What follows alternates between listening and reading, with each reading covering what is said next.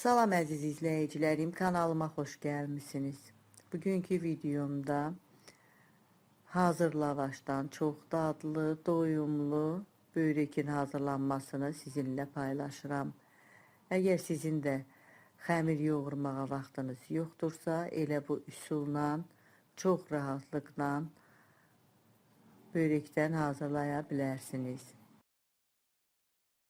Böreğin içliyi üçün spanaq götürmüşəm, turşəng, soğan, bir də dağ keşnişi əlavə edirəm. Siz öz zövqünüzə görə istədiyiniz, sevdiyiniz göyərtilərlə bu böreği hazırlaya bilərsiniz. Göyərtiləri təmiz yuyandan sonra qoyuram, qalır, suyu çəkilir. Videoda göstərdiyim kimi belə iri şəkildə doğrayıram. İçlik üçün 3 dəstə spanaq doğrayıram. 1 dəstə turşəng, xırda dəstə yaşıl soğan, 1 ədəd xırda ölçülü quru soğan götürmüşəm. O da zövqə görədir, istəməyən elə tək yaşıl soğan da əlavə eləyə bilər. Soğanı da 2 yerə böləndən sonra xırda-xırda doğrayıram. 1 dəstə dağ keşnişi, doğradığım göyərtiləri iri bir ləyənə yığıram. Üzərinə əzilmiş pendir əlavə eləyirəm. Pendiri də əlavə eləyəndən sonra yaxşı-yaxşı qarışdırıram. Duz vurmuram, duz vuranda su salır, ona görə duzu içliyi əlavə eləyəndən sonra üstünə səpirəm. Sos hazırlayıram. Sos üçün qaba 2 ədəd yumurta sındırmışam. Üzərinə tam dolu olmayan 1 çay qaşığı tuz, biraz qara istiot səpəndən sonra çırpıcı ilə yumurtanı yaxşı-yaxşı qarışdırıram.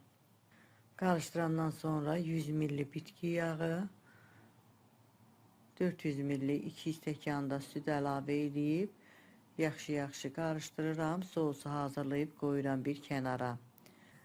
Börek üçün belə iri lavaş almışam. Dönər lavaşıdır. Keçirəm böreki hazırlamağa. Böreki bişirəcəyim tavanın içərisinə bitki yağı əlavə edib tavanın içini yağlayıram. Qoyuram onu da bir kənara. Lavaşları nəmləndirmək üçün ərzaq qabına adi soyuq su döymüşəm. Üzərinə 1 xörək qaşığı qədər də bitki yağı əlavə edirəm. Lavaşlardan götürüb suda nəmləndirirəm. Yığıram bir qaba.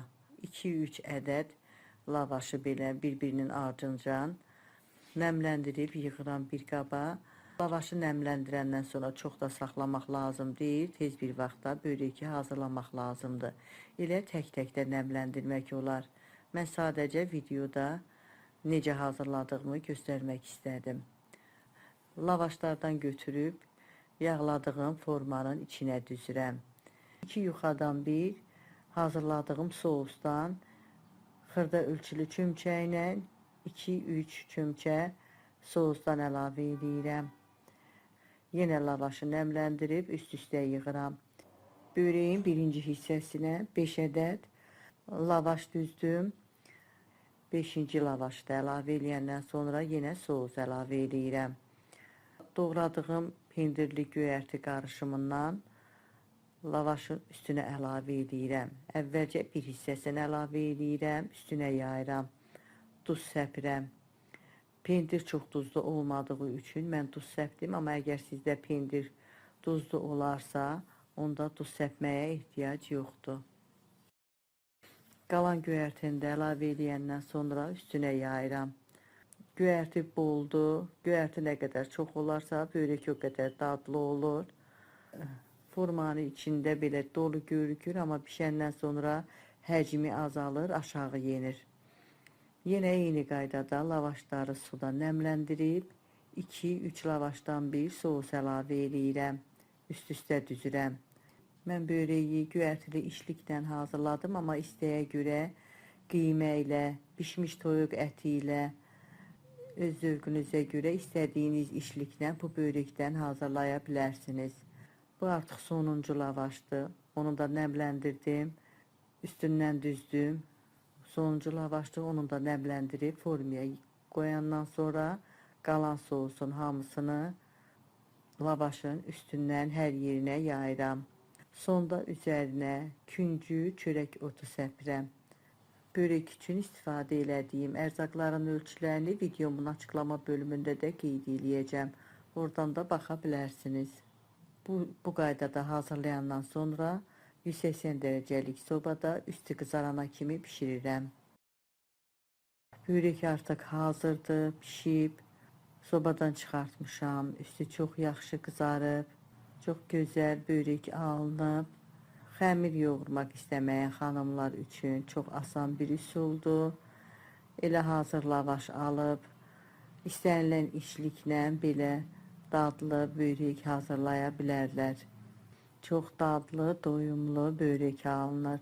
İstər isti halda, istər soyuq halda çox dadlı olur. Tam soyumayıb, amma mən kəsib içərisinin necə olduğunu sizə göstərmək istəyirəm. Öz zövqünüzə görə istədiyiniz şəkildə doğraya bilərsiniz. Mən biraz iri şəkildə doğrayıram. Formadan da çox rahatlıqla çıxır. Dadlı, doyumlu, ləzzətli bir börek alınıb. Siz də hazırlayın, hazırlayacaq olan hər kəsə öncədən nuş olsun deyirəm. Videomu izlədiyiniz üçün sizə öz təşəkkürümü bildirirəm. Əgər bu videomda sizin üçün faydalı oldusa, izlədikdən sonra bəyən düyməsini basmağı, dostlarınızla paylaşmağı, şərh bölümündə öz fikirlərinizi mənimlə bölüşməyi unutmayın. Sağ olun, yeni videolarda görüşənədək.